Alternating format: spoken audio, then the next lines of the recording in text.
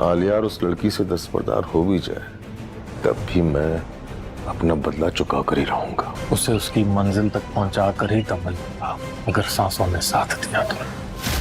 पंछी अपने पिंजरे में खामोश, चुपचाप, उदास बैठा है। मुझे लगता है मैं अगर बाबा और पिया की सुनूंगा तो सच्चाई तक कभी भी नहीं पहुंच पाऊंगा। वो दोनों मुझे अपनी अपनी तरफ खींचते हैं। मुझे समझ नहीं आ रहा इस सिचुएशन में मैं क्या करूं। जिस जज्बे से वो तुम्हारी मदद कर रहा है, वो जज्बा कुछ खास लगता है। यही सवाल मैं आपसे पूछ सकती हूँ शशि जी?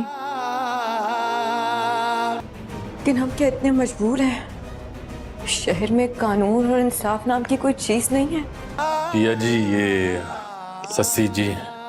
सांवल को ये बात मालूम हो चुकी है, अब उनकी कोई मदद कर सकता है तो वो शशि है, और शशि शहरयार की बीवी है, और शशि अगर शहरयार से बात करेगी तो वो कभी भी इस बात के लिए इनकार नहीं करेगा। इसीलिए सांवल पिया को लेकर शशि के घर पहुंच जाता है और वो जाकर वहां पर यही बात करता है कि पुलिस वालों ने गैर कानूनी तौर पर पिया जी के बाप को अरेस्ट कर लिया है। हम यही चाहते हैं कि आप शहरयार साहब से बात करें, वो डीएसपी हैं और वो फौरी तौर पर असलम को जेल से रिहा करवा सकते हैं। और शशि सांवल से यही बात करेगी, तुम्हें फिक्र करने की ज़रूरत नहीं है, मैं उनसे ज़रूर बात करूंगी। और शशि को जैसे ही मौका मिलता है तो वो पिया से यही बात करती है, सांवल जैसे तुम्हारी मदद कर रहा है इसका सिर्फ एक ही मतलब है कि वो तुमसे प्यार करता है। और पिया जी को भी ये बात मालूम हो जाती है, सांवल उसे अगर शशि के पास लेकर आया है तो इसका भी यही मतलब है कि वो उसे पसंद करता है। इसीलिए पिया भी उसे यही सवाल करेगी, मैं भी तो आपसे यही सवाल पूछ सकती हूँ ना। लेकिन शशि उसे यही बात करेगी, मेरी मजबूरी थी लेकिन मैंने सांवल को छोड़ दिया है, लेकिन